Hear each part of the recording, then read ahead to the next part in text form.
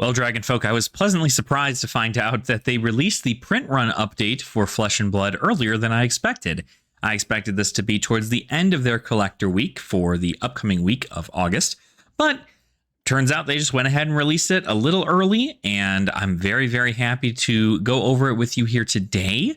And let's just kind of see what this Flesh and Blood 2.0 product or any of the Unlimited product went for, and let's just talk numbers. Today's going to be a big numbers day, so hopefully you enjoy that.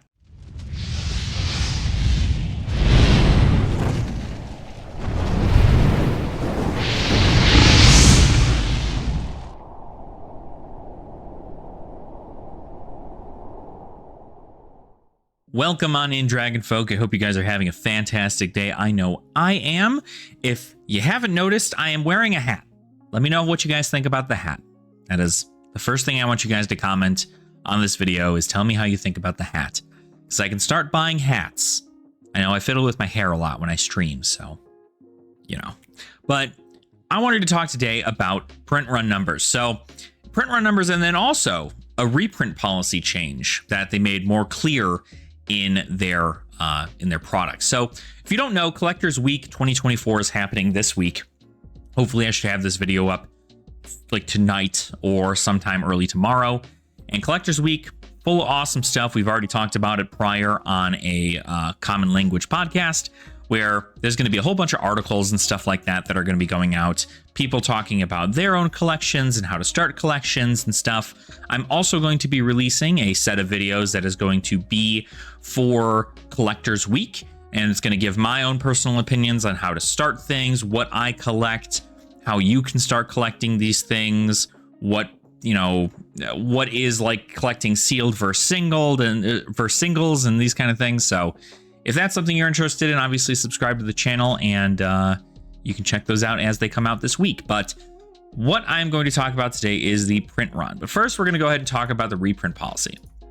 Reprint policy, the only thing they changed, really, is that they added in rainbow foils to their reprint policy.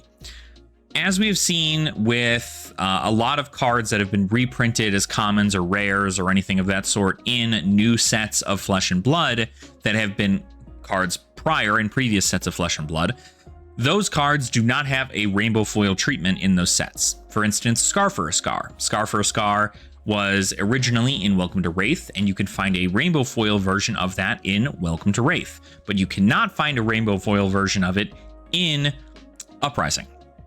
And so that's just due to, again, making sure that rainbow foils are still fairly exclusive. But what they've done here is they've made a little update to their reprint policy, and they're adding in for rainbow foils. It's essentially just layman's terms. Unless new art comes out for the card, there will not be a reprint in rainbow foil in future booster sets. So that's just how that's going to work. So if a card is going to get a reprint in a future booster set and it doesn't have new art, then that card will not have a rainbow foil version of itself. But if there is new art for cards, they can reprint in rainbow foil. So now there will be a rainbow foil version of one variant as opposed to another variant. It'll still be the same card. It will just have new artwork. So that is the only change they're really doing the reprint policy. But what I wanted to go ahead and talk about is the print run update. So you can see it here, right? You can pause this video and you can check out these numbers. It is going to be very, very important to check this, but the print run update for 2024 has officially been released. Let's read it on a little bit here. Welcome to Collectors Week 2024. Today we're pleased to reveal what has become a particular point of fascination for some of the collectors in our community, the annual print run update. Below you'll find a summary of the newly published print run data available in the Collectors Center.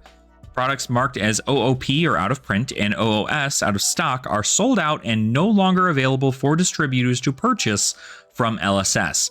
Whatever remains in the market is all that is left for these products. Please note that LSS keeps a small reserve of each product for events and promotions, celebrating the game's history and allowing fans, both new and old, to experience limited formats from the past during major public event weekends like the Pro Tour and World Championship. These are this way they can, make sure they have boxes for people who want to do like chaos drafts, or they want to do some kind of sealed event or check out these other things, and they plan to have those at big callings and pro tours and these concepts. Recently, we saw they did this with Monarch when Dusk Till Dawn came out. Dusk Till Dawn came out, and everybody started doing Monarch Draft for the draft portion of these events, and so that was a big take back. But what I wanted to go over here is I wanted to go over the numbers that we didn't know, and now we know. And we'll go from left to right, and we'll talk about it. So originally, we only had these 3 sets in the beginning here, WTR, Arc, and Crew.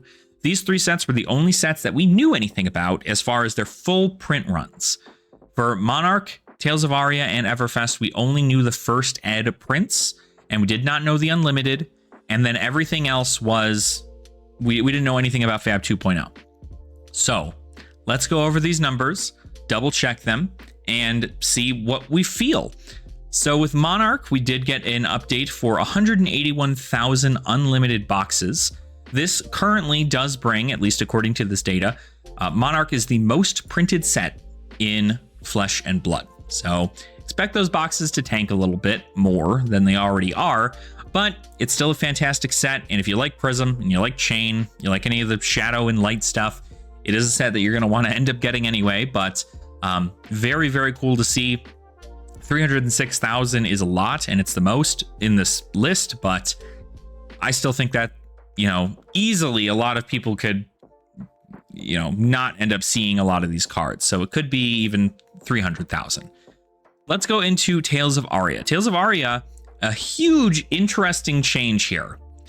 So I expected Tales of Aria to be a little bit more of the Unlimited than what Monarch was. Monarch had 181,000 Unlimited. I expected Tales of Aria to be somewhere around like 200,000 Unlimited or something like that. And to match a little bit of this first edition. Well, looks like there are only 76,000 boxes of Tales of Aria Unlimited. So the Unlimited product, without any of the fancy schmancy alternate arts or cold foils or anything, is printed at less than half of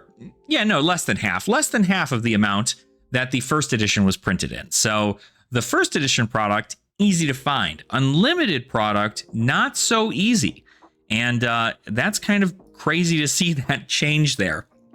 So I'm not sure what's going to happen to unlimited boxes. I'd say if you had unlimited boxes, keep them, right? Because these are short printed, right? They're at least printed a lot less than the first ed. But honestly, I think getting a first edition box is also still the better choice anyway. So, because it's got the highest rarity things inside of it. So I think that the first edition boxes of Tales of Aria are still a great pickup. And if you haven't already, I definitely suggest doing so. But then we move into Everfest. So Everfest, we got an update prior. I think I made a video for it somewhere along the line, where Everfest, we knew the first edition print runs, and in a interview with Flukenbox, James White had said that Everfest Unlimited was essentially burned. They got rid of like all of it. Some were printed. They had it all ready to be printed or to be released to the public. And they maybe shipped out like a case or something or like a few cases to a store in New Zealand. And then they were like, you know what? No, never mind. Like that was a mistake. They only ended up printing 40 boxes of Everfest Unlimited. I'm assuming these boxes of Everfest Unlimited are going to either stay in their vault or they're going to be something that they're going to give away as fun prizes or something of the sort, because there's only 40 of these boxes ever. And you couldn't order them from distributors. You couldn't do it. So I'm assuming LSS is holding on to all of this, and maybe at some point they're going to be giving a box away every month or something for some fun individual who wants to open unlimited Everfest. So obviously first edition Everfest, super, high printed for a first edition product, but if you ever are able to get your hands on unlimited Everfest, pretty crazy stuff. You'll see that it is now less than most here. So Crucible of War in total was 162,000. Arc was 195,000. And then you have Everfest bringing up the rear at 229,000. So it's right around at this very moment, without looking at these guys here, the third shortest printed set in Flesh and Blood. But now we move on to the 2.0 product. This is something that a lot of us wanted to check out because the Flesh and Blood 2.0 product, we were sure was going to be, I shouldn't say we, I wasn't, but a lot of collectors were assuming that there were going to be over 200,000 boxes of each product, you know, somewhere between 200 to 225,000 boxes of each product due to the consistency of people entering the game, new players, new demand for the product. All Flesh and Blood 2.0 product got printed demand. So it was they printed, and then once distributors weren't able to sell out of it or nobody else was buying it, they essentially stopped printing. And from what we can see here, UPR, the set that I was most curious about as far as its print run, is at 212,000 boxes. So that's right around where I expected. And it's it's kind of wild to see, but 212 boxes of Uprising have been printed, which means that it is been printed more than first edition Tales of Aria, which means that if you're looking to price it right around first edition Tales of Aria, it's going to be an easy set to collect, and it's going to go for pretty cheap. I expect the Marvels in there, probably outside of Tomultai and Dominia and Dracona Optimi. You're probably not going to see very like big changes in the rare dragons as far as their Marvels. If anything, the rare ones will probably go down because they're the more accessible Marvels in the set. So those are things. I'm going to keep an eye on those Marvel dragons from this point forward, but this information just came out today, so I'm curious to see where the market's going to go. Then we have a look at the History Pack Volume 1 Black Label. The Black Label stuff did not come in English.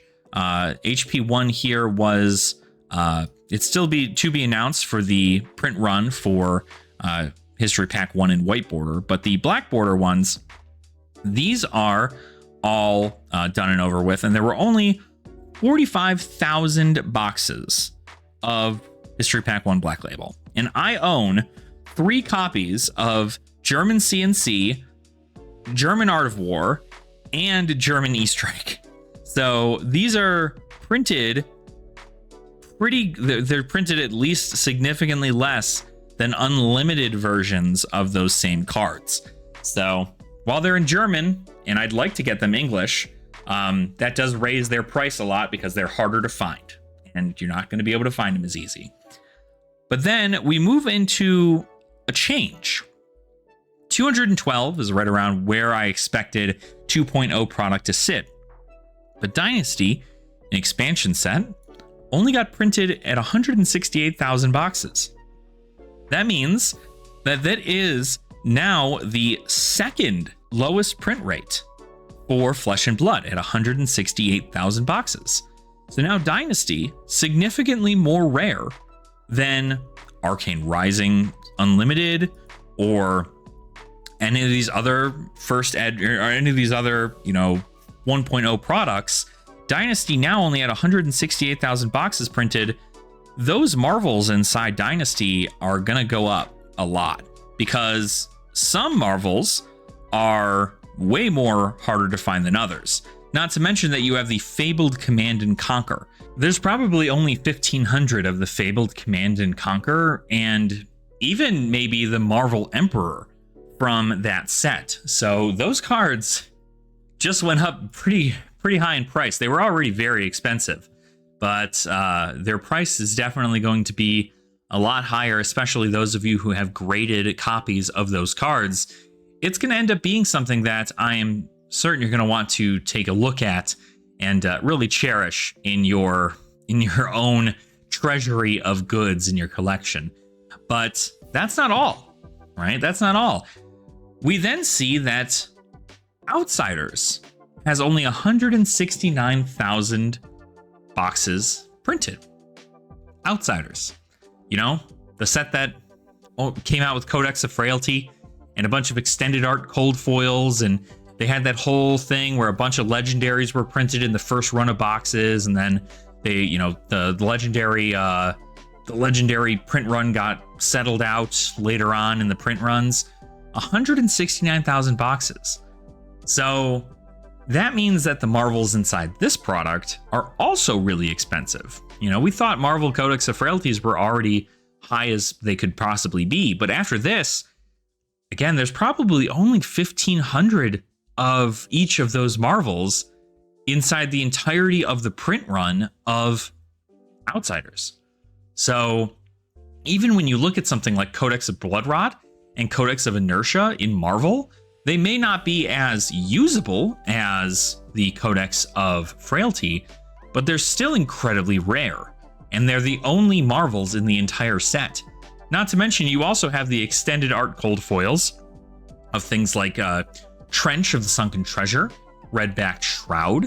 You have very, very wonderful legendary equipment pieces in their own special version of their art, and those themselves could even be going for a lot because those are really hard to pull. The base legendaries were much easier to pull, but the extended arts were still very difficult. And depending on how many are in the set, you're probably looking at significantly less of those too. Then you put into the fact that you have Plague Hive. Plague Hive came at least in rainbow foil and in cold foil, but you imagine a cold foil Plague Hive now is probably going to it's gonna cost you a little bit. And it's insane to me to see that these numbers are so low, because that just means that these products are going to be completely racked up on the market. Not to mention, we're going to talk about Dust Till Dawn over here in a second. You can obviously see that number, but this is truly something that is blowing my mind, because it's at least nice to know that players are not opening up boxes, right? Players don't open up boxes. LGSs and single sellers open up boxes. Players don't ever really open up boxes. They maybe open one case, maybe even two cases at the beginning of a release, and then they never touch the product after that. So it is really, really important to note that is the mind space of most players of Flesh and Blood. So these aren't just going to get bought out by a whole bunch of players. These are going to get bought out by sellers. I mean, if you think about it, with Outsiders having powerful cards like Codex of Frailty, and there being only 169,000 of these boxes, granted, Codex came in technically 3 versions in this entire set, they're hard to pull. And you had to share with a bunch of other Majestics that are in the set. And so if you open up a box and you get 6, 7 Majestics and none of them are Codex of Frailty, you have to open up another box. And you have to keep going until eventually you find Codex of Frailty. Everybody who's playing Assassin right now in this meta needs 3 Codex of Frailty. That's a lot of codexes to go through, which means that if single sellers and LGSs need to get that stock in, they're going to need to purchase these products, and the prices of the boxes are going to go up, because now these products are significantly harder to get, and their Marvels are going to be even more rare.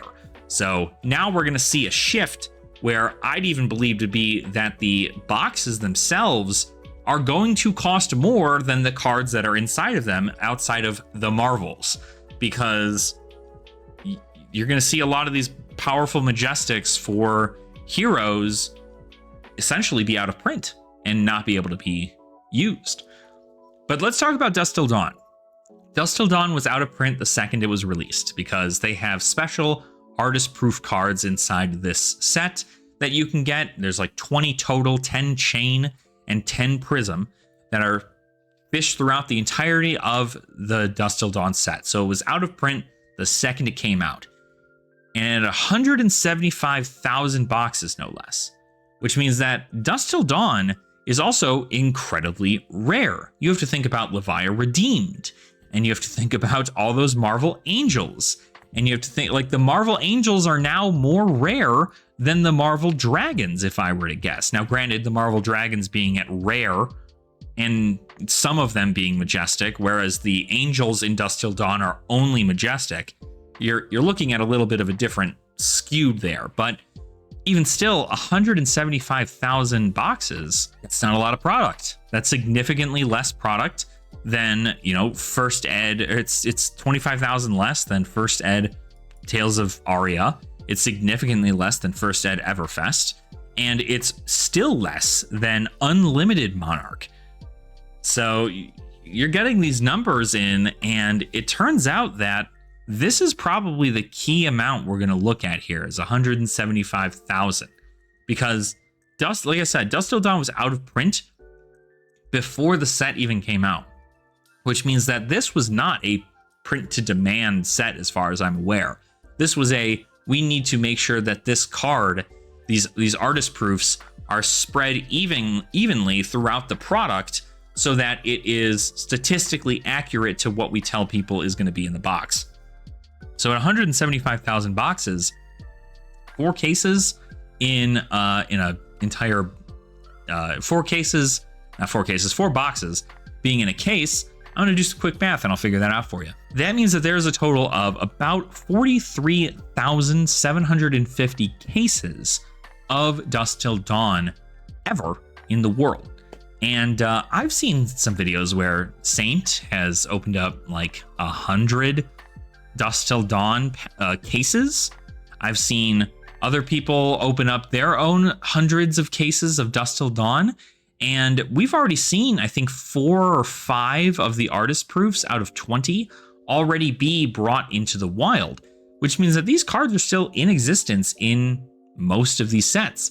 And it's going to be really interesting to see how many people fight to go and find those artist proofs, because I think 175,000 boxes, granted it's a set that only really cares about light and dark, the expansion slot cards seem to do very well in this set.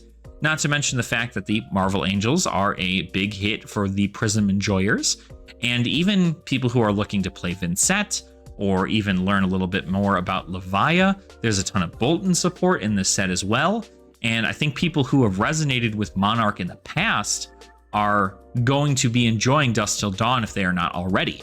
And that just means that if people start buying more boxes, you're going to see more and more of these numbers trickle down. And eventually, if that number, which I'm certain 75,000 boxes have already been cracked open, and there's only 100,000 boxes left out there, with some of them being at LSS, who knows? Who knows who's even got these out there in the market?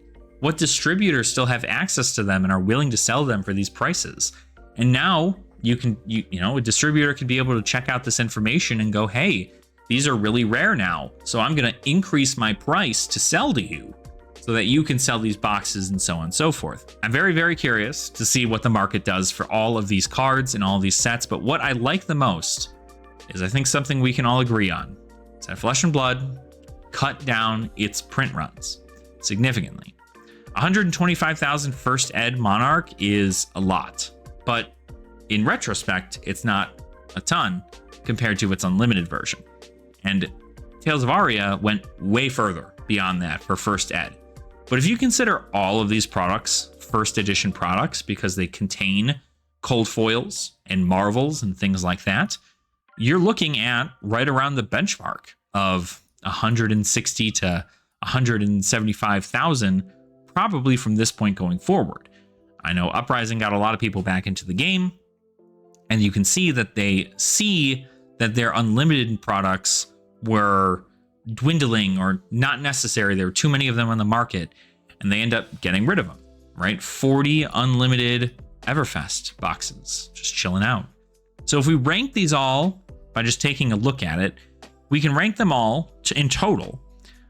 HP1 Black Label is actually the shortest printed set in Flesh and Blood history. This is very much so because they're trying to localize some stuff to different places. So while this is expensive, this also means something I completely blew my mind until just recently, now realizing the Marvel heroes that came in the Black Label History Pack Volume 1s are way more expensive now. Viserai, Kano, Dorinthia, all of these heroes who got Marvel treatments inside History Pack 1 are really, really rare now. You know, I hope that if you had an opportunity to pick one up, you did, because these are incredibly rare now. And we're not sure whether or not we're going to see, we still have an opportunity to see them printed in English, but we're probably not for a while. So that is a very, very interesting note to take away from this. But you have 45,000 for History Pack Volume 1, and then you move on over, you've got 162,000 for Crucible of War. You've got 168,000 for Dynasty, 169,000 for Outsiders. You got 175 for all of Dusk Till Dawn. And then you move into 195 for all of Arcane Rising. Then you have 212 for Uprising. You then move into the Everfest at 229,000 boxes. WTR at 264,000 boxes. Tales of Aria at 284,000 boxes. And Monarch at 306,000 total boxes. So when you put it into perspective, regardless of rarity, of foiling or anything of that sort, you are looking at the most printed product is Monarch. So Phantasmal Footsteps, Carrion Husk, Valiant Dynamos, these cards are going to be easily found on the open market. Therefore, people are probably going to start selling them significantly. Then you move in to the History Pack Volume 1 stuff.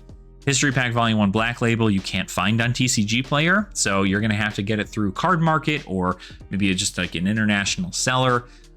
If people happen to have them here in the States, it's a great way to get them set up. But I don't know too many that are, because again, they do seem to be hard to find. But I think out of all this, I'm happy to see that they are bringing the print run down. There's not a 2 in front of most of these sets like I expected.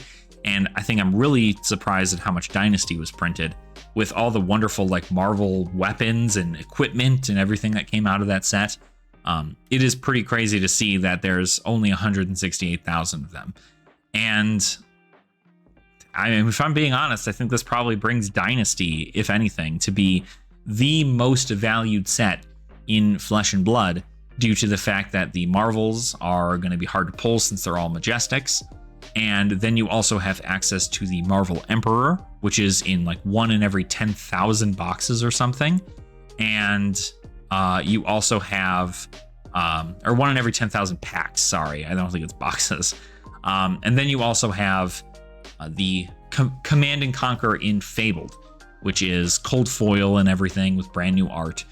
So very curious to see what the market takes. We're going to be keeping an eye on that, but I have other videos that I'm planned for this week without my hat, but I have other videos planned throughout this week, so make sure to keep up an eye on those. Those aren't talking directly about print runs or anything of the sort. It's more so what I collect and how you can start collecting things as well in the Flesh and Blood scene. And I really hope that you guys enjoyed this breakdown of what we're looking at. As a collector myself, I think that means that Flesh and Blood's in a pretty good spot. Does it mean that my wallet's going to get a little bit tighter? Of course it does, right? Because now, what am I going to do, right? What am I going to do? Is my Uprising set now going to go to 0? Am I, did I miss out on getting a whole bunch of Angels for a fair price before finding out that Dusk Till Dawn was printed at under 200,000? Are these numbers still really high in the eyes of collectors? Who's to say? But if you guys think that this was an interesting little tidbit of information and that you learned something as a collector of Flesh and Blood, let me know in the comments down below. Love to hear from you guys and people who are at least more well established in the collecting world of Flesh and Blood than I am. You can also make sure to go ahead and hit the like button down below, and also subscribe to the channel if you have not already. It does certainly help us out a lot, and we are moving closer and closer to 1,900 subscribers. And at 2K, maybe we'll do a little fun collector giveaway of our own.